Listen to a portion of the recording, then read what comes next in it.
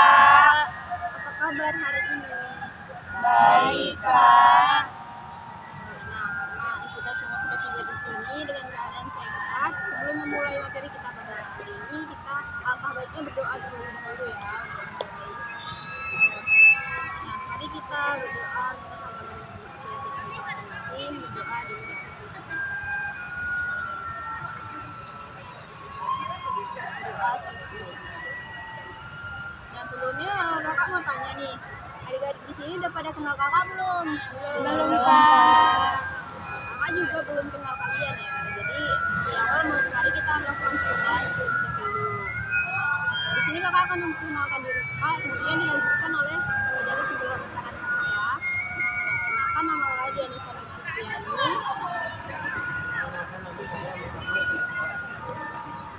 Perkenalkan, nama saya Gipita Sugana Perkenalkan, nama saya Katarina Sugana. Perkenalkan, nama saya Arita Besuci. Perkenalkan, nama saya Kejuan Bogor.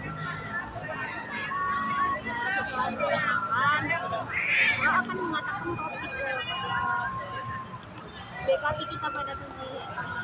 Nah, sebelum itu, apakah adik-adik tahu apa sih yang dimaksud dengan bimbingan kelompok itu? Enggak, Kak. Di sini kakak akan menjelaskan ya. BKP itu adalah suatu bentuk layanan untuk memperluas wawasan kita dan pengetahuan kita tentang topik yang akan kita bahas pada pertemuan. Tujuannya adalah untuk kita agar bisa mengetahui apa saja faktor-faktor penyebab dan solusi-solusi yang akan kita jabarkan nanti, dan juga BKP ini membantu kita untuk semakin berani menyuarakan isi pikiran kita dan pendapat. Topik kita pada pagi hari ini adalah bantuan yang tidak maksimal. Sebelumnya kakak mau tanya nih, kenapa sih bantuan yang tidak maksimal ini penting kita pelajari pada hari ini? Silahkan. Menurut saya, kita penting membahas topik bantuan tidak maksimal ini karena kita tuh harus mengetahui apa saja penyebab kurang maksimal bantuan yang datang agar kita tidak selalu menyalahkan satu pihak. Baik. Benar ya apa yang dibilang Dinda tadi tentang mengapa kita harus membahas. Nah, apakah adik-adik ada yang tahu apa saja sih faktor-faktor penyebab kenapa bantuan itu bisa tidak maksimal? Yaitu misalnya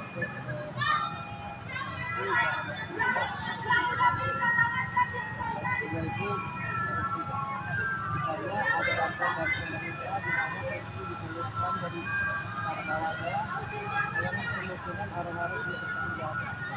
Dan itu ada kurang kesadaran mengenai proses. Hal ini tidak jarang terjadi di mana masyarakat yang mungkin kurang peduli dengan masyarakat lain dan Baik, benar ya apa yang dikatakan Yusro tentang faktor-faktor yang mempengaruhi mengapa bisa terjadi tidak maksimalnya penyaluran bantuan ini. Nah, ketika ada faktor tentu saja ada dampak yang ditimbulkan. Apakah adik-adik bisa menyebutkan dampak apa sih yang ditimbulkan oleh tidak maksimalnya pemberian bantuan ini? Timbulnya beberapa permasalahan itu pasti berdampak seperti kekurangannya makanan tempat layak atau bahkan masalah kesehatan seperti demam atau diare atau diare. Dampak dari bantuan yang tidak maksimal kepada korban bencana dapat berupa gesekan antara masyarakat dengan petugas, kemudian penyaluran bantuan yang dianggap tidak adil, dan penyaluran bantuan yang kurang efektif. Baik, benar ya apa yang dibilang ini. Dampak ini bermacam-macam, bisa dari individu ataupun bentrok antara beberapa pihak. Nah, setelah mengatakan faktor dan dampaknya, tentu saja kita harus merumuskan solusi. Siapa di sini yang bisa memberikan solusi untuk masalah-masalah yang sudah kita sebutkan tadi? Jadi solusi yang dapat saya berikan ini, yang pertama itu ada memastikan melakukan pendampingan dan monitoring secara sistematis, kemudian itu memperbaiki kualitas IPKS, kemudian melakukan pengawasan yang melibatkan kantor perwakilan ombudsman di seluruh provinsi, kemudian melakukan permintaan keterangan dari pihak yang terkait, melakukan wawancara dengan berbagai pihak, contohnya pemerintah setempat, korban dan juga relawan yang bersangkutan, melakukan penelaahan dokumen, melakukan survei kepada masyarakat penerima bantuan. Dan jika menemukan adanya ketidaksesuaian atau praktik korupsi dalam penyaluran bantuan itu, maka kita bisa melaporkannya ke pihak yang berwajib. Benar sekali ya, solusi-solusi yang disampaikan oleh Debbie sudah mencakup semua dari faktor dan dampak-dampak yang telah kita sebutkan sebelumnya.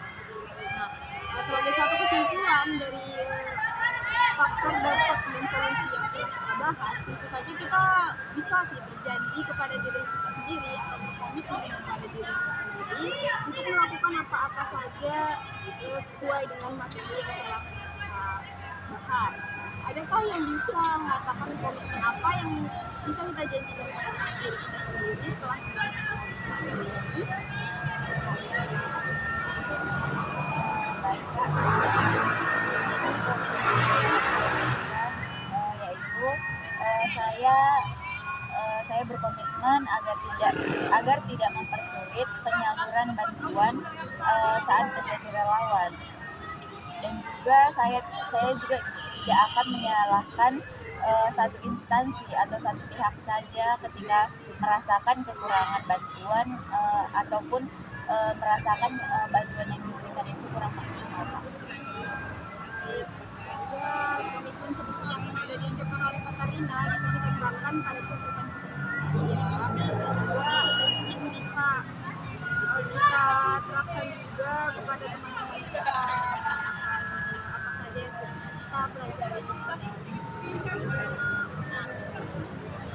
sebelum kita menutup pertemuan kita pada pagi hari ini, adakah yang ingin menyampaikan pesan dan kesan apa aja sih yang kalian dapat pada unit kelompok kita hari ini?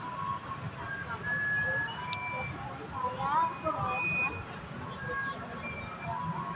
setelah mengikuti kelompok ini, saya bisa mendapatkan kemudian saya tulis dengan potensi yang saya bisa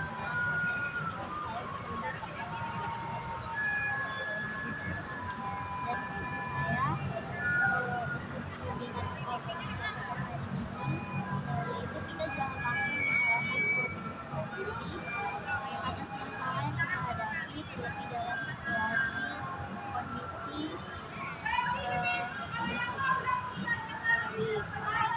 Siap kepada adik-adik sekalian yang sudah mau berpartisipasi pada bimbingan kelompok. Maaf, semoga apa-apa saja yang sudah kita pelajari, materi-materi yang sudah kita sebutkan tadi bisa bermanfaat bagi kita dan orang-orang di sekitar kita. Nah, sebelumnya mari kita beri apresiasi dulu kepada diri kita sendiri karena sudah melakukan BKP. Baiklah, sebelum menutup, tentu saja kita awali tadi dengan berdoa dan kita akhiri juga dengan berdoa. Maka mari berdoa menurut agama dan kepercayaan. Doa dengan